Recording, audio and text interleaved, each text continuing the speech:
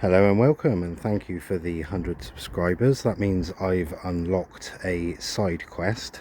The side quest being the front garden. Haven't really done anything with it yet, so we'll just go through quickly sort of initial thoughts I should say, and yeah, go from there. So you may remember these two guys. Firstly, these were in the back garden. I wasn't a fan of the crested ends, if you see what I mean, the little flicks on the end, which we'll see. So I bought them out here, put them in pots. I only had two of them and they look pretty good out here, to be honest with you. So yeah, you could just see what it means when it says any fern says crispum or crested or cristata or anything like that. It just means the ends are going to frill up. And also, or it might be that the very tip of the frond flares up like that. So you can, this is a Dropswitz Wallichiana crispum one, so it's sending out a few actual sort of traditional fronds, if you like. You can see the lime green color with the dark black stem looks really good. I've got a couple out the back, but they didn't survive winter very well. They're only just sort of pulling back now. Yeah, this one on the other side is a Dropswitz Aphanes cristata the King. So like the one in Camellia Corner, in the corner of Camellia Corner. Again, crested at the ends and at the very tips of the fronds, but it looks quite nice and bushy. And for now, it just you know, gives me something out here, because as you're about to see, it's not great. So anyway, let's move over this way. So we've got the garage door. Ignore the wheel, that was just the wife sold her car and she swapped the wheels onto the new one the other day. But there I've got, because I've been so busy, I've got loads of scrap stacked up against the garage door. So that's my job for the weekend, is to go through all the scrap and get all that in there. The pots, I've just taken them out of the corner where the water butt is in the back garden, just to get them out of the way. And the theory of this whole side is going to be trying to get as much in there as I can, so that I don't need to have anything in that corner, and that increases the chances of me turning that corner into a bar. So speaking of water butts, this will be where my next lot go. I'm going to put a load along here and then run a pipe all the way through to meet up with the other one through the garage and through the little office I've made. So they'll all link up. So this will be for capacity out here, and then they'll be up high as well to create the gravity. It was either that, or I was thinking of maybe one of those IBC tanks where they're kind of opaque polypropylene and they've got like a cage around them and you can stack them, because a lot of the circuit will be on the high pressure sprayers where it's going to be off a pump. I don't need it to be up high for the gravity, so I could stack one on top of the other, link them up and do all this, that and the other. I'm a plumber, so I'm sure I can sort something out. The pallets there, yeah, they're for decoration, believe it or not. What I mean by that is this side here, which is pretty much full shade, it's the equivalent of the one where the Dixonias,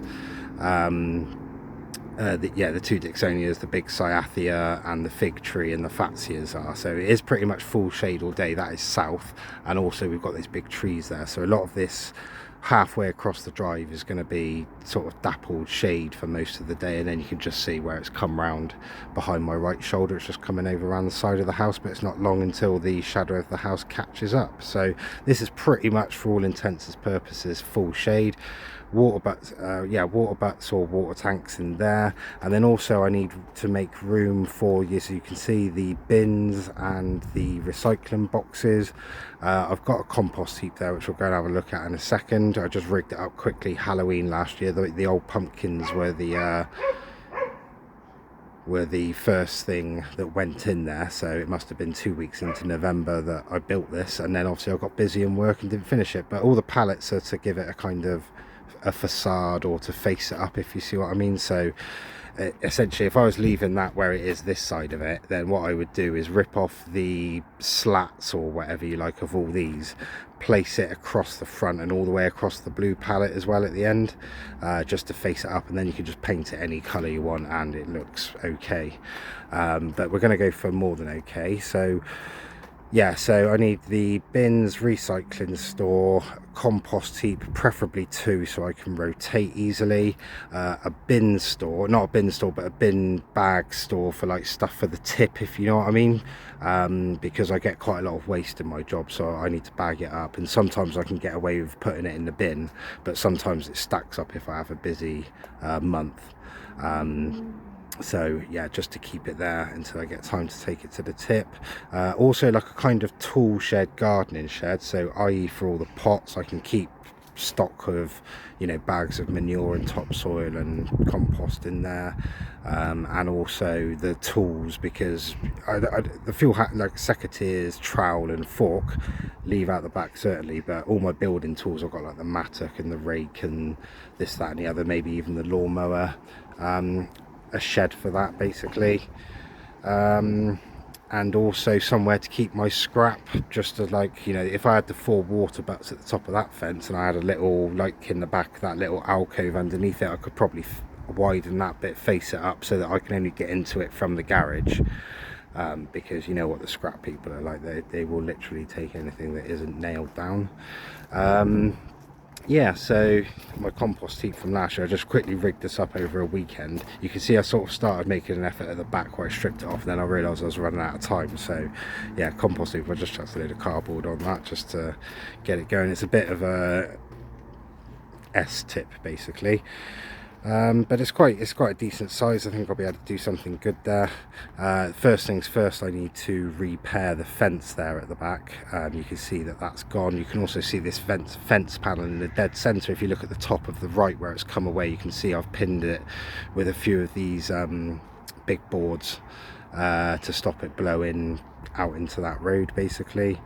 So yeah, that's going to be down here, is just sort of a big structure with loads of different compartments, and then faced up with all the pallet wood, but I need to strip the pallets down, which is good because it's going to give me a load of firewood, which we will get into when we go around the back next time. So if I go the other way, you can see it's just gravel. We can get 2 cars on here like my van is, and then we can get 1 across the top easily. We could probably get 3 in here and 1 across the top, but easily it's 2. So this is kind of full sun. This would be the equivalent of where the Lanissera is and that big banana, the canna, etc., but this is east facing rather than west facing, so you can see the house shadow after midday works its way up there. But that corner there, there's a tree stump in the top right as we look at it. It's covered by the ivy and that rose bush. That's the neighbours. You can see that little sort of edging brick running across left to right, so that's kind of the edge of the property. And then I've just done a little you know, courtesy dig as it was. There's a cable running there, the Virgin one, that runs all the way down there to the little box which is hidden by all the weeds, which I'm just about to go through. This is where I want to put the bananas, and then it's a bit of a warning that there's a stump there, if you know what I mean. So the banana pups I've got, and anything else that will go in there that will take full sun, so maybe the Matatua and a couple of others, just chuck them in the ground there and just let them grow, and then maybe I can harvest them and sort of pot them up and sell them off. You never know, or give them away, probably more likely. It's more my nature. So yeah, I'm going to expose that cable all the way down, and then I'm going to edge in a little flower bed there. That's going to be my one of my jobs. Quickly give it all a good weed. Oh yeah, last thing, I moved the Boston fern out here from the back. It was down by the water butt, but it was getting a bit of sun at this time of day, and I don't know if you'll see it, but all the new fronds that have come out, the ends have been burnt off them, and also it was really windy out there, so I brought him out here. It's pretty much more shade and dappled shade through the day, so hopefully he'll do quite well there, and he's going to live inside over winter obviously, but yeah, hopefully he'll get going. The one I've got inside is lovely, I'll show you that one time. But anyway, again, thanks for subscribing. Like if you like, or subscribe if you haven't, and let's carry on with Out the Back. See you next time.